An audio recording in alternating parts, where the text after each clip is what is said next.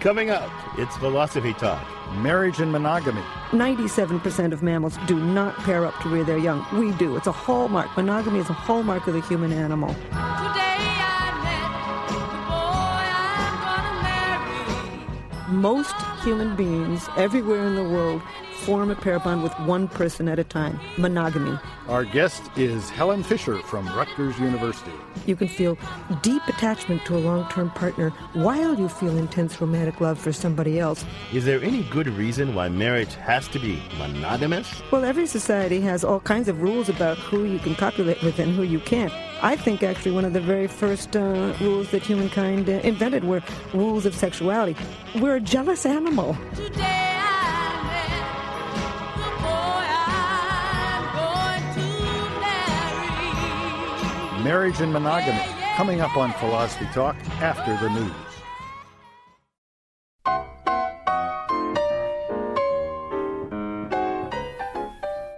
Welcome to Philosophy Talk, the program that questions everything. Except your intelligence. I'm John Perry. And I'm Ken Taylor. We're coming to you from the studios of 91.7 KALW, local, innovative public radio for San Francisco. Continuing conversations that begin at Philosopher's Corner on the Stanford campus. And from that oasis of thought, it migrates to the air via the signals of this radio station and our ever-growing number of affiliates, and from the air to the internet via our blog, theblog.philosophytalk.org, and also now you can download our podcast from our website so you can listen anywhere, anytime. Well, Ken, today we're going to talk about monogamy. Monogamy means literally one spouse per spouse or something like that. What's philosophical about monogamy? When I ask myself that question, I say, well, any word can lead to a little bit of philosophy because we can start by discussing what the word means. Now, what does monogamous mean? Is it a biological concept? We say wolves are monogamous. They don't have church. They don't have weddings. They don't have steeples. We say Utah wasn't monogamous. That means their law allowed polygamy. Is it a legal concept or a biological concept? It's not an either-or question. It's both. I mean, we differ from many species in nature in forming monogamous, long-term monogamous relationships and lifelong monogamous relationships even. I mean, many species don't do that. So there must be something peculiar about our biology that makes it the case that we do that, something about evolution that explains that, and that's biological. But then there's all this cultural stuff, you know, the songs we sing in praise of love and monogamy and all that stuff, you know. I mean, so it's biological, it's cultural, it's legal, it's a many-faceted thing. Probably it has many, many meanings in another sense. It's one of those concepts that brings a lot of things together that could be separated. For example, if we think of the British nobility, at least in the old days, they used to have all these children out of wedlock. Well, that kind of says two different things. On the one hand, it's a monogamous concept because they weren't allowed to have a lot of wives, so if it wasn't the wife, it was out of wedlock. On the other hand, the implication that there's no sexual activity outside of marriage is undermined. So what does it mean? So you're raising an interesting point. I mean, monogamy, we say they're in a monogamous relationship. Well, they're in a relationship that's supposed to be monogamous, and then there is this urge to wander, to seek adventure and variety, and lots of us do that. And, you know, some things in our culture actually say, seek variety, you know, make love to whatever moves now with more possibility. Some things in our culture say that. Some things in our culture say, be faithful to the one true love.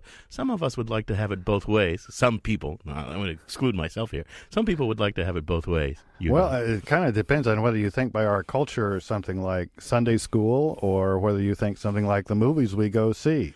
Like, what was it, 30-year-old or 40-year-old virgin. Yeah. I didn't get a strong sense of monogamy coming out of that as a cultural norm. That's true. But as I say, some people want to have it both ways. And our roving philosophical reporter, Polly Stryker, met a couple that is trying to have it both ways. She files this report.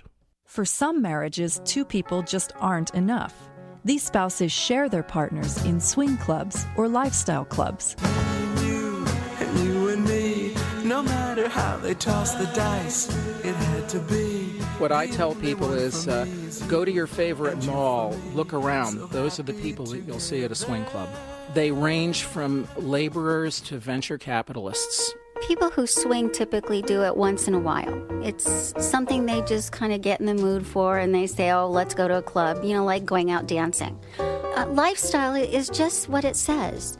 This is what we do for recreation. Also, a lot of our friends are in the lifestyle. When we got married 2 years ago, most of our wedding party were lifestyle friends. Yeah, we'd have sex with them, and we still do.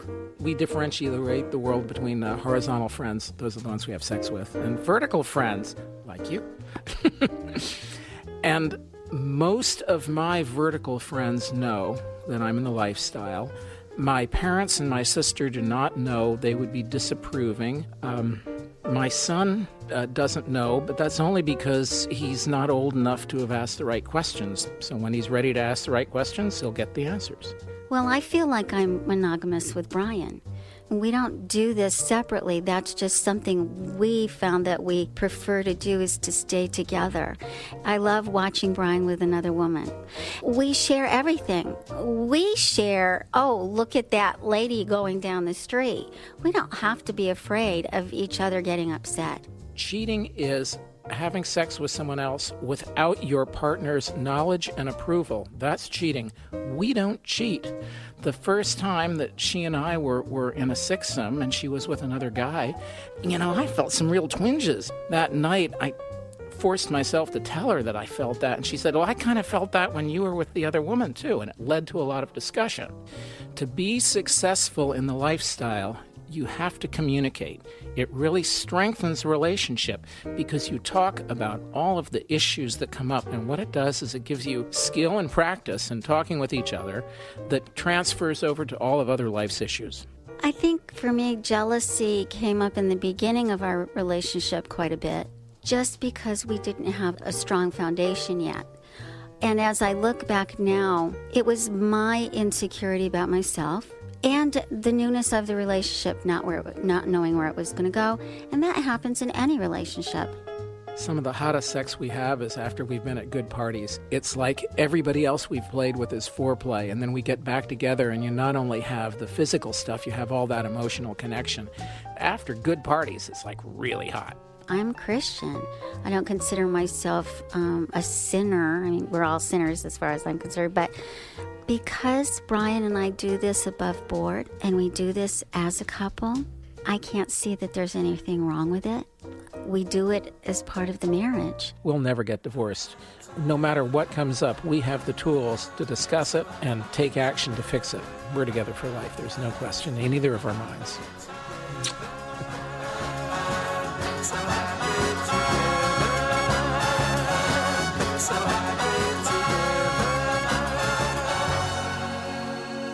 For Philosophy Talk, I'm Polly Stryker. Thanks, Polly, for that interesting, indeed somewhat fascinating, roving philosophical reporter piece. I'm John Perry, and with me is my vertical co-host, Ken Taylor. Definitely vertical, John. We're joined today by Helen Fisher, a noted anthropologist. She's a research professor in the Department of Anthropology at Rutgers University, author of the widely read book, Why We Love, The Nature and Chemistry of Romantic Love. Helen, welcome to Philosophy Talk. I'm delighted to be here. Thank you. Hi, Helen. John Perry. Welcome. The folks in Polly Stryker's piece, which we just heard, seem to have taken something to the extreme, perhaps. But many people really want to have it both ways. They want committed monogamous relationships, but they want variety and adventure in their sexual life. Can the resources of biology or anthropology help us understand why human beings ended up in a situation where they have these two strong tendencies? Very definitely. I think we've evolved three distinctly different brain systems for mating and reproduction. One is the sex drive, the craving for sexual gratification. The second is romantic love, that elation and obsessive thinking and focused attention of very early, intense love. And the third is attachment, that sense of calm and security that you can feel with a long-term partner. And as it turns out, these three brain systems, they often interact with each other, but they can act separately. You can feel deep attachment to a long-term partner while you feel intense romantic love for somebody else, while you feel the sex drive for a whole range of other people. And so there's some people in the lifestyle, as you say, as they say, who want to keep that deep, long-term attachment to their partner and also have an extremely active sex life with a range of people. And so they've worked it out for themselves to do that. Well, now, the subtitle of your book is The Nature and Chemistry of Romantic Loves. Now, when you say romantic love, Is that just a very vague expression, or are you speaking of a certain specific kind of a part of the ordinary marriage or love span, particularly intense? Or what do you mean by romantic love? Well, I've looked at the last 25 years of psychological literature and culled from that literature the basic characteristics of romantic love. I've also read poetry from cultures around the world as old as 4,000 years ago to certainly modern hunters and gatherers who've left songs and myths and legends, and everywhere in the world people describe romantic love, and it has many characteristics. The first thing that happens when you fall in love is a person takes on special meaning. As one man said to me, he said, the world had a new center, and that center was Mary Ann. Then you focus on this person. You can list what you don't like about him, but then you sweep that aside and focus on what you do. You feel intense energy. That's from dopamine activity in the brain. Elation when things are going well. Mood swings into despair when things are going poorly. A real dependence on this person. Intense craving to be with them. Motivation to win them. And more than any other characteristic, obsessively thinking about them. They obsessively think about them day and night. So I came to believe, because of this set of characteristics, that romantic love, a very specific a specific brain system, and that it would be associated with elevated activity of dopamine and norepinephrine, natural stimulants in the brain, and low levels of serotonin, which would give you that obsessive thinking. So I looked for that with my colleagues and actually found some of that brain circuitry. That's fascinating, Helen. But I want to ask you, I'm going to take you back a step to this. You said evolution evolved three systems in us. There was the attachment thing, the basic sexual drive. And what was the third one? I can't remember. Romantic love. Romantic love. Now, but why didn't it make it? I mean, it seems like that's fine if each one works in its proper place. But when you attach to someone, why the devil doesn't the other one turn off? Because now it's getting in the way. It's like you've got these competing things in you, right? It just why? I mean, it seems like evolution wasn't a grand designer. Well, actually, evolution. I don't think we evolved to be happy. I think we basically evolved to reproduce. And the happiness we sort of try to take some responsibility on for ourselves. But anyway, I think that these systems evolved to not turn off, as you say, for very good Darwinian evolutionary reasons. Let's go back 1 million years or 2 million years. If a man formed a pair bond with a woman, had that brain circuitry for attachment, formed that pair bond, had 2 children with her, loved her deeply, but also went over the hill occasionally when he went hunting, slept with some other woman, and by chance just had 2 extra babies, he would double the number of genes that he spread into the future. So those men who were adulterous tended to have more babies and pass on this appetite for adultery. That explains why it doesn't turn off in men. Does the same thing happen with women, or is the physiology, psychology of women just completely different from men's?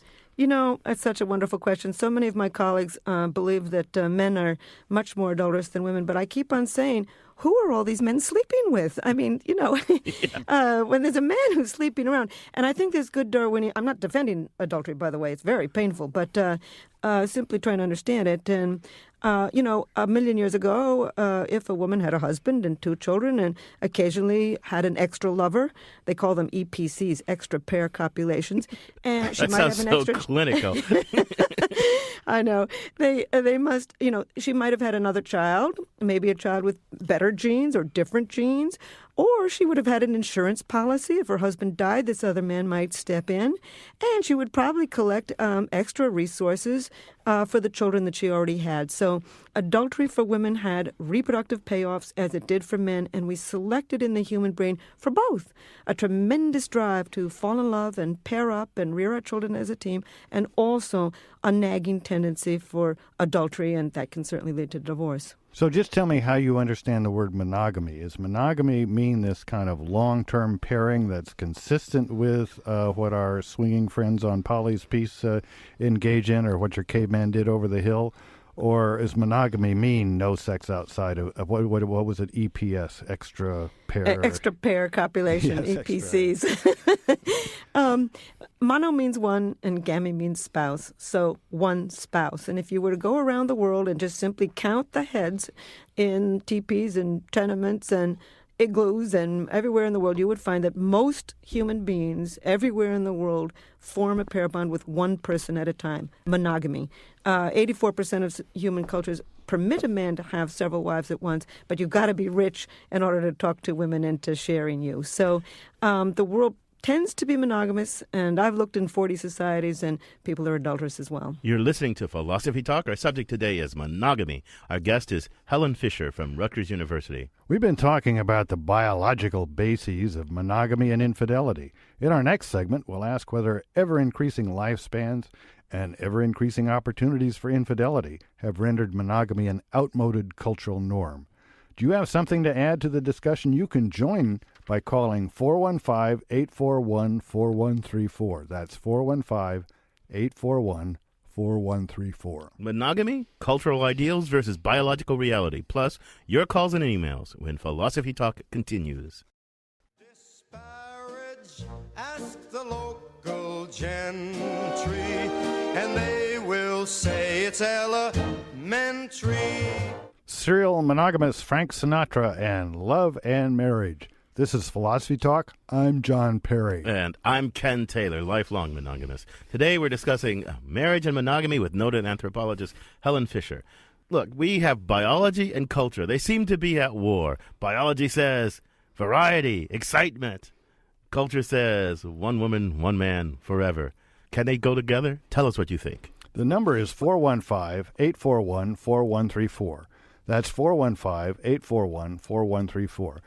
And if you're outside the Bay Area, 1-800-525-9917. That's toll free. Finally, you can email us at comments@philosophytalk.org. Our guest, Helen Fisher from Rutgers University. Helen, look, lust and love, they kind of war with each other. And mostly they kind of war at the biological level. They kind of fight to a draw. Lust sometimes love wins out other times. But, overall it's maybe a draw. But at the cultural level, love is the winner by a pretty long shot, at least in what we call the above-ground culture. We extol the virtues of lifelong love, of deep romantic love, of fidelity and all that stuff. We hardly ever extol the virtues of cheating and adultery, although there's lots of things in the below-ground culture that says, make love to whatever move. Why are culture and biology so out of sync?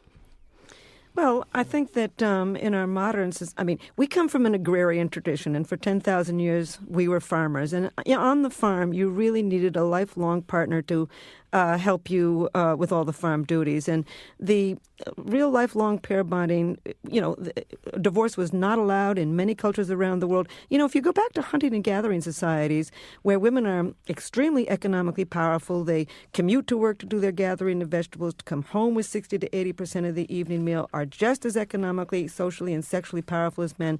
Women tend to have between 2 and 3 husbands during the course of their life. So we're probably an animal that is capable of a lot of things. Some people form lifelong pair bonds and say it's quite easy. Other people really struggle with it. Some people form a series of pair bond relationships, and they're all different adaptive mechanisms for different human beings. So the biologically, we're kind of polymorphous in some sense, right? But culturally, there aren't very many cultures that extol the virtues of loving and leaving. Our official culture is, the wonders of adultery, the wonders of deserting your wife and children. There aren't very many. Why doesn't culture reflect the biological kind of polymorphism of our sexual urges and desires? Well, Ken, I wonder if you've been going to the same movies all your life that I have true. been. An Affair to Remember, and 40-Year-Old Virgin, and from the 30s until the that's they used to have a thing in Hollywood to keep those movies from. That's true, and I say pop culture. There's an explosion of this in the last 40 years, especially right since the quote sexual revolution. But kind of so-called high culture and the official sanctions of law and our official institutions, they don't reflect this. Well, every society has all kinds of rules about who you can copulate with and who you can't, because, raging rampant copulation with whole groups of people without any kind of institutional grip on them is probably not conducive to well-ordered civilization. So I think actually one of the very first rules that humankind invented were rules of sexuality, because that's important. Who you have sex with is who you're going to bear babies with, and that's how you pass your DNA into tomorrow. So this would be just exactly the kind of human behavior that would be most likely to have imposed on it a great many rules, which exactly our rules are changing, though. It's really interesting how we're beginning to overlook adultery more and more as women become more economically powerful. And express their sexuality.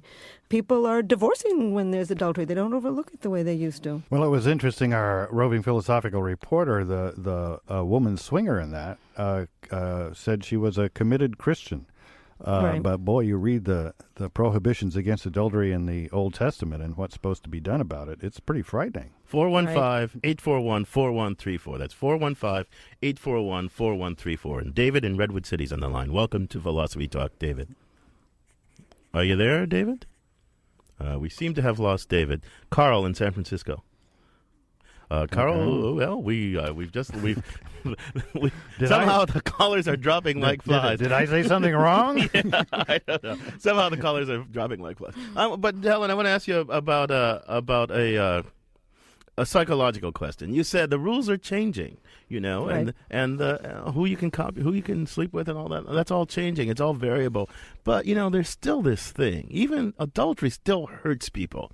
Here's a kind of philosophical question: why do we care so much about who our mates sleep with? I mean, if I have multiple children, I love them all equally. My love for the next one doesn't diminish my love for the first one, or so we like to tell ourselves. Why can't my lovers be like that? Why can't my love for my next lover not diminish my love for my first lover?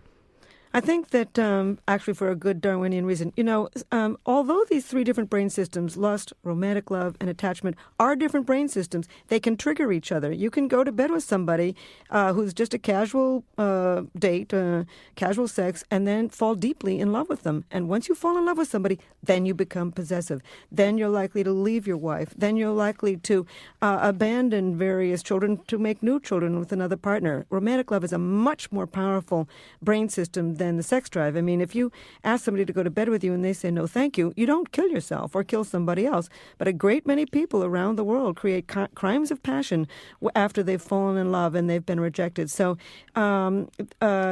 we're a jealous animal. The people in the swingers that you were talking to, and by the way, that was a wonderful piece. I mean, they caught exactly what swinging is. These people try not to fall in love with the people they're sleeping with. That's why they go irregularly. That's why they go only in order to come back and renew their own relationship. And so they try to stay away from the dangers of falling in love with somebody. But, there's another type of lifestyle out there called polyamory, and that's many loves. And these people believe they definitely, just like the swingers, they want to sustain that long-term attachment to a really important partner, but they want to fall in love with other partners. Not have sex with, that as well, but fall in love with. That's harder. Yeah. Those people spend hours every week just dealing with jealousy. Yeah. Our phone system is working again, folks, so you can give us a call at 415-841-4134, and John in San Francisco's on the line, and I'm told he's really on the line, right, John? I am. Okay, take it away. Cool. So I'm enjoying the program. I'm married and monogamous, which works great for me, but I was in many relationships for many years where that was not so great, and one of the main things that kept me that way was just guilt and the feeling that we had to be that way. That was just the normal way, and I can't help thinking that a lot of the cultural impetus for monogamy has to do with just the advantages of the institutions that rule our culture having that control over us. I mean, the church for millennia, whether it was Islamic or the old Catholic Church or whatever, was very repressive about sex, and it could take advantage of that. You slept around on your wife, and then you would confess and pay extra tithes to the church to make up for it. Or you have all these sexually repressed young men who don't want to get married yet, and so they don't do anything, but they're very eager to go march off to war or something because they've just got all of that sexual energy that's not being expressed. Where I think if we just had a culture where it was like, when it's time, then you make that decision, but maybe, it doesn't have to be this serial monogamy, I must be doing this all the time, or else I'm misbehaving.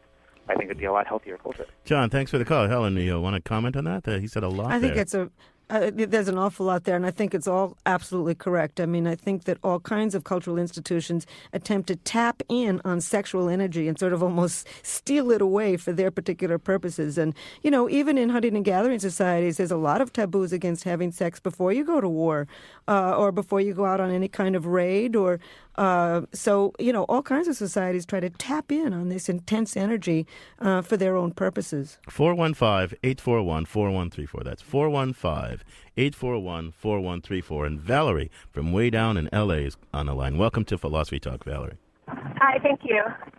I have a general question just about the evolutionary biology of all of this. I'm not sure exactly what my question is, but I have heard reports about sort of chimpanzees versus bonobo apes having very different sexual behaviors, and how much we know about sort of where we started as a species on these questions, and then where we've come from there.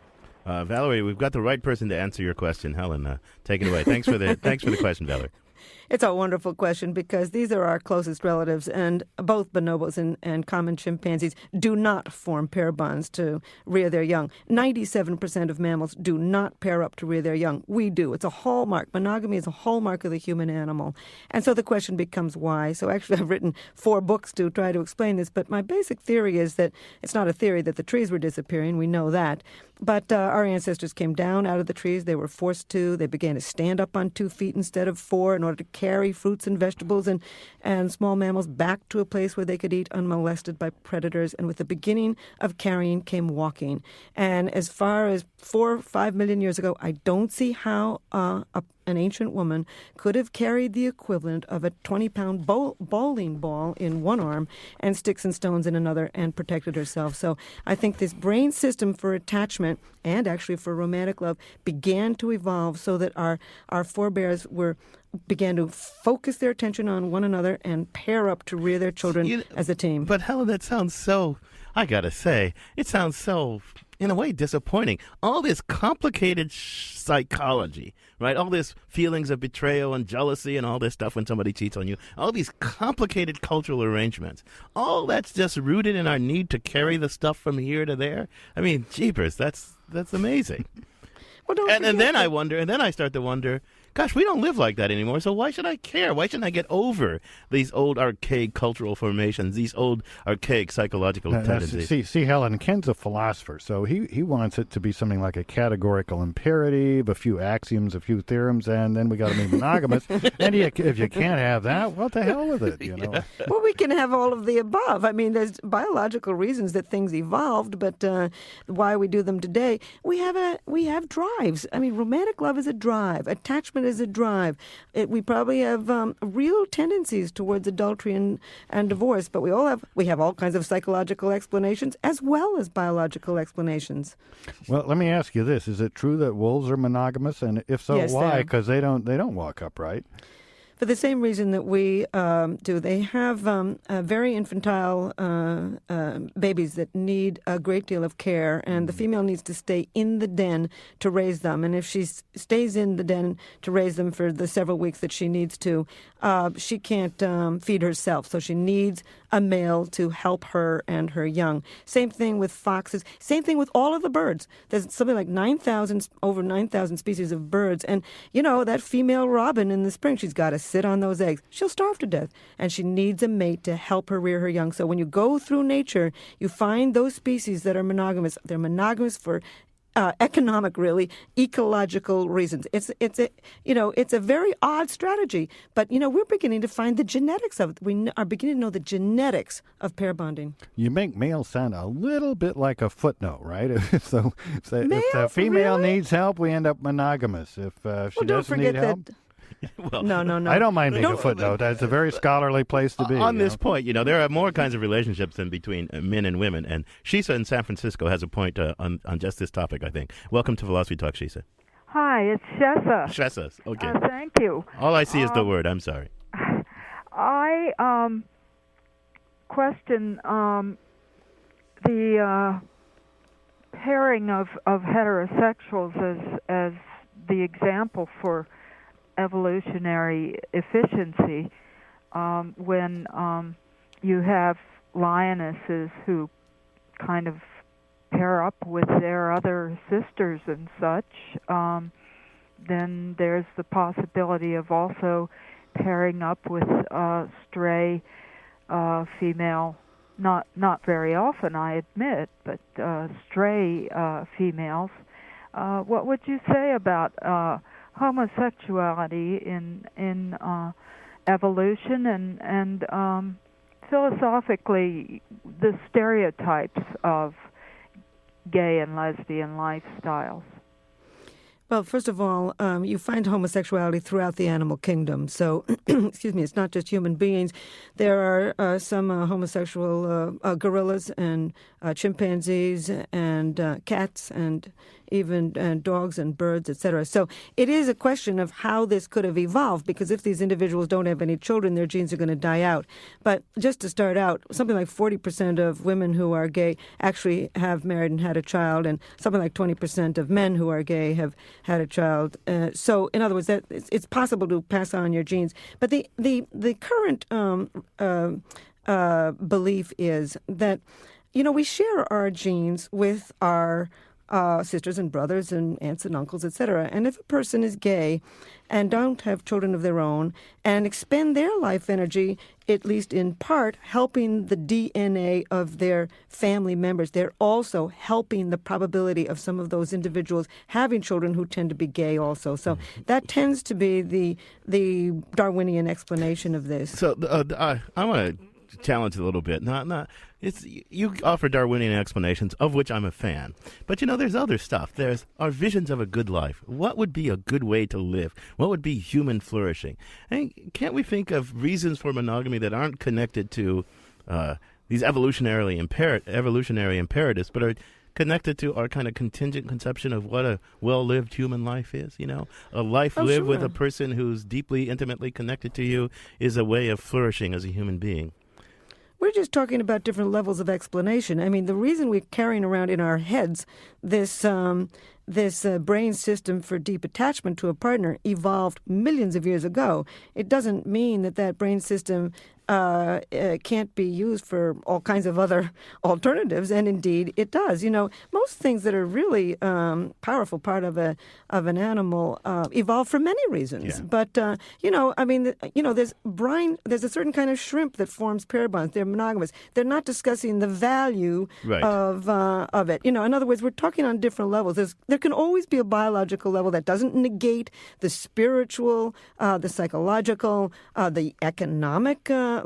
Two people pairing up is a good economic unit. It works in society as a social unit. So there's all kinds of mechanisms working on this basic brain system. You're listening to Philosophy Talk. We're discussing marriage and monogamy with noted anthropologist Helen Fisher from Rutgers University. We've been examining potential conflicts between biology and culture. In our next segment, we'll ask whether monogamy has a future in the modern age.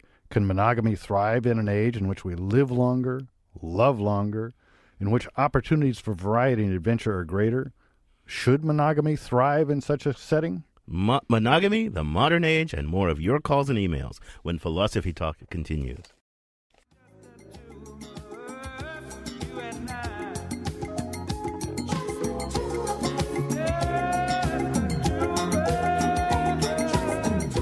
Bill Withers and Grover Washington, just the two of us. I'm John Perry. This is Philosophy Talk, the program that questions everything except your intelligence. Today we're discussing marriage and monogamy with Helen Fisher. What do you think about the future of monogamy? Does it have one? Tell us what you think. 415-841-4134. That's 415-841-4134. Outside the Bay Area, you can call toll-free 1-800-525-9917. That's 1-800-525-9917.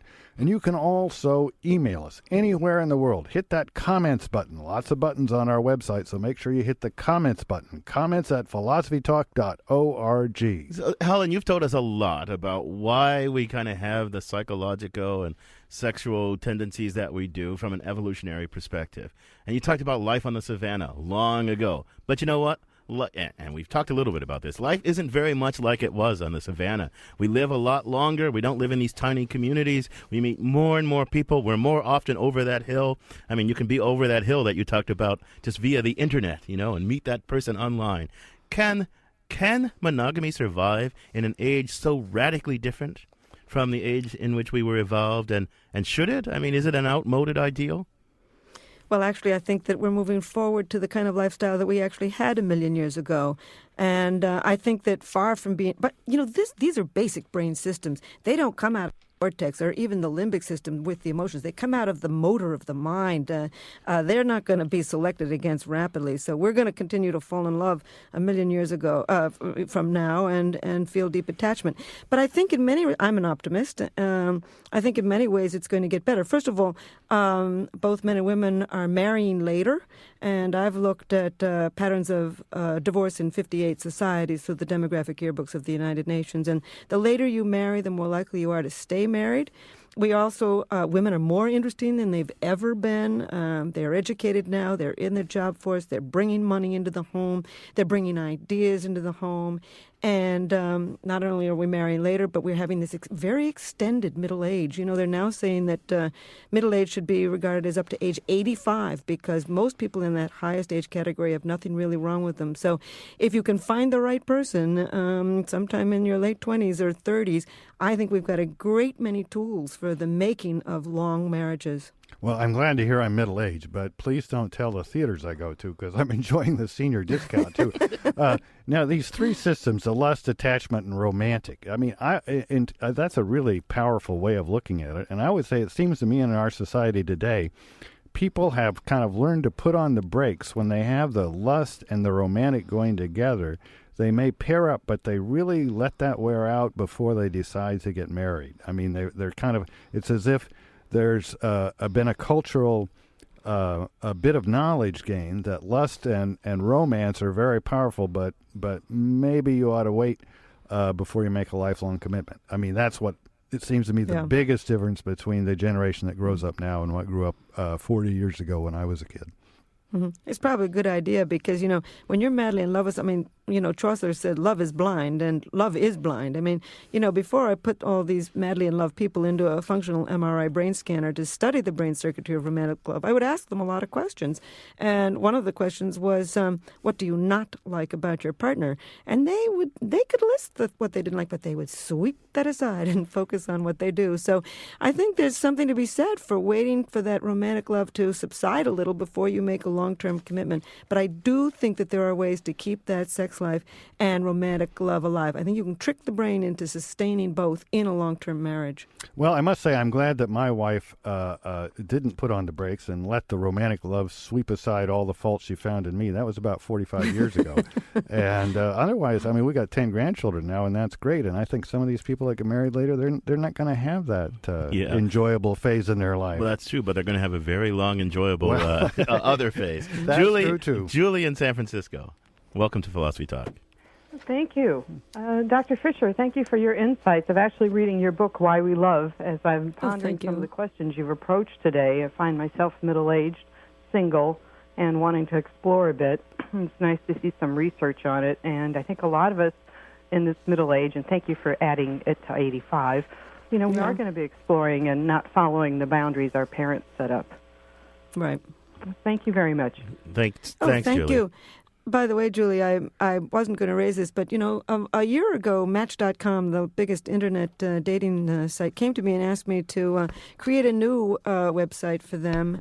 And I did. It's called chemistry.com. It actually launches this week. And I'm actually using brain chemistry to try to get people to match up not only by sociological reasons and common interests, common background, common level of education and intelligence, etc., but also by chemistry. I've got a whole new theory on why it is you fall in love with one person rather than another. So you might try that site or some other kind of site because this is becoming a growing way of, what's really changing is the way that we meet people, and that is different. Now, the Internet's had a big effect on that. Now, you can send your emails to us at comments@philosophytalk.org from anywhere in the world. We've got one here from right in San Francisco, Roger Borgen. And, Ken, this is a question for you. When Ken Taylor talks about, quote, flourishing of human life, end quote, what does he mean? Can he mean anything outside of biological or economic imperatives? No, lots of things other than biological or economic imperatives. Look at your life over the long course of your life and ask yourself, Do I endorse it? Was it a well-lived life? Did I achieve the things? Was I true to myself? Did I realize my potential? Did I use my talents for things that I value? That's what I mean. And did I have a conception of myself that supported my ongoing life? I mean, lots of different things. But we have a caller on the line. Julia in Berkeley's on the line. Welcome to Philosophy Talk, Julia. Yes, thank you. This hasn't come up in the discussion yet. I recently heard an interview of a woman who was part of a Mormon community, and she was one of, I think, 5 wives, and said that it really worked to the benefit of the women. Liked the fact that they could bond and not have to bear all the burden of dealing with the man who she admitted had to be a special kind of man. But it just made me think that, your mental conditioning, she was willing to accept, sharing this man, and actually said, as I said, that the women bonded and it was working well for all concerned. Julia, thanks. Helen, I read something recently that said in certain circumstances, polygamy, or polygamy, I guess, is better for women, and women would prefer to be the husband of the very rich guy, the second wife of the very rich guy, than the only wife of the very poor guy. There's no question about it that we all have trade-offs in life. But when you take a good look at a lot of societies that have this endemically, in other words, it's a lot of men strive for it, and it's allowed in the culture. In a great many of these societies, the women are terribly jealous of each other. Sometimes they'll kill each other's children. Oh, goodness. There's some people who can manage this, but we're not a species like gorillas. Among gorillas, if a female and a male pair up, the male has to get a second female, or the first female will leave. She will not tolerate it. Whereas in human beings, it's generally very specific circumstances. Now, among the Mormons, they've got some very strong religious attitudes about polygyny. And in parts of Africa, for example, they've got very strong economic drive for polygyny. But around the world, most people do not want to share a husband. Helen, on that note, I'm going to have to thank you. It's been a fascinating discussion. We have too little time. We could go on and on, but thanks so much for joining us. And happy Valentine's Day. Okay, thanks. Our guest has been Professor Helen Fisher from the Department of Anthropology at Rutgers University, author of the widely read book, Why We Love, The Nature and Chemistry of Romantic Love. We had some really good calls today, and we had some callers we didn't get to with really good calls, and we're sorry we didn't get to you. John, briefly, what are you thinking about monogamy and its future and its meaning? Well, I really like this 3-part theory Helen gave us: lust, attachment, romantic love. And they go together, and you're overwhelmed, and then sometimes they fall apart. Maybe some cultures, like the swinging culture or the polygamous culture, can learn to keep one from leading to the other and then cut down on the jealousy. I think it's a very powerful intellectual tool to think about the social condition of human beings in marriage. Yeah, I think you're right, and we could explore it a lot further. There's all kinds of questions about whether we can mess with our kind of evolved psychology, how much we can change things. But, this conversation continues online on our blog, theblog.philosophytalk.org, where our motto is cogito ergo blogo. I think, therefore I blog. And, you can now download podcasts of our program from our website as well. Hey, John, are we at a football game? I think it's halftime. The Stanford band's coming. No, that drumming's not the Stanford band, Ken. It's conundruming. We have a caller on the line now. Welcome to Philosophy Talk, Arnie. Thank you. I'm very glad to be here. Where are you calling from, Arnie? From Vancouver, Washington. Oh, terrific. What a beautiful place. What do you do up there in Vancouver, Washington? I'm a high school English teacher. Oh, that's a fun thing. So why don't you tell us about your conundrum? Well, here it is. I'm wondering if it's ethical to continue to give a person memory drugs like Namenda and Aricept when the person has lost almost all cognitive ability and yet still retains enough sense of herself to know that she can't do what she once could. The drugs probably help her retain a little bit of cognitive function, but they also probably prolong her painful loss of awareness. Now, as I understand these drugs, they're best taken real early on when the Alzheimer's is first known about, right? And then they might extend the period before the memory loss really occurs? That's my understanding, that they basically slow down the rate of loss but do nothing to stop it. You're asking the question, well, now it's late in the game. The person's lost enough of their memory and cognitive functioning that they're really not the person they want to be or enjoy being. Should we continue to administer these drugs? That's exactly the conundrum that I'm facing. Yes. Let me ask you, what's your inclination here about this conundrum? How are you inclined to solve this, or are you equally torn on both ways? Torn, but I'm leaning more towards stopping them. And why are you leaning towards stopping them? What argues for stopping them? Well, my thought is that by prolonging this period of anxiety for her, it seems less compassionate than letting the course of the disease go more quickly and probably having this period of anxiety ending. Often, Alzheimer's goes something like this. There's the beginning of loss of memory, and at that point, it's very anxiety-producing. The person is becoming someone and fears becoming someone that they don't want to be. The end of Alzheimer's is a death that can be somewhat painful. In between there's this late period often where the person isn't really that unhappy. They don't really remember who they are. They may be behaving in ways that are very painful to their friends and family, but they themselves seem to be enjoying life, at least part of it, in the way a child might. And then in between there's this very stressful period, and I think that's what you're worried about, where they're cognizant enough to realize how different they are from what they want to be. They're cognizant enough to realize what a burden they're putting on and will put on their family, but they haven't made the transition into that childlike state where they're really not aware of those things and not burdened by their own past aspirations and desires. And you're saying, why prolong that painful part? Why not let them transition into the more peaceful part? It might be harder on us, but it might be easier on them. Have I got you right? Yes, that's exactly what I'm thinking of. Well, this is a very interesting question that comes up with Alzheimer's and other forms of dementia. You seem to kind of have two people. You've got the person you knew and loved who had a certain vision of themselves and what they were like, and then you have this person in front of you who's also a person, maybe not a person that's fully cognitively developed. They have desires. So take a concrete example. You've got an Alzheimer patient who doesn't want to bathe, and their family's coming to visit them. They stink, but they don't want to bathe. You know that the person they once were would be mortified to be meeting their family in this state. And you think, do I owe it to that person to force them to get cleaned up? Or you look at this person, he's just a person who really doesn't want to bathe. What point is served by making them do something they don't want to do? Do you really have two people that you're trying to balance? I mean, just how do you think of it? It's really fraught with philosophical problems. Yeah, how much respect do you owe the diminished person who has desires and aspirations, maybe not the same ones? How much respect do you owe that person who's there now? Actually, for me, one of the most difficult parts of dealing with the disease is just that, making any decision. Mm-hmm. Because, of course, throughout our married life, we always shared decisions.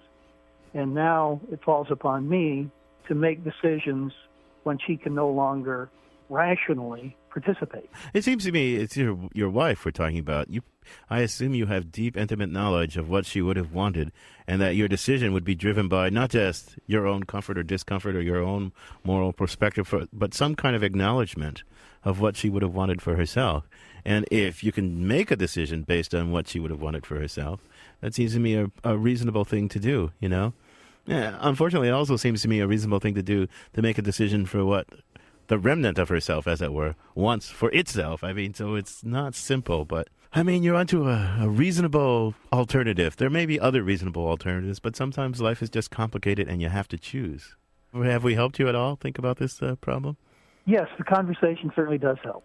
Okay. Well, thanks for joining us. I hope whatever choice you make, I'm sure it'll be kind, informed, moral choice. Thank you very much. I love your program. Okay. Thanks for listening, Arnie. Goodbye. Bye.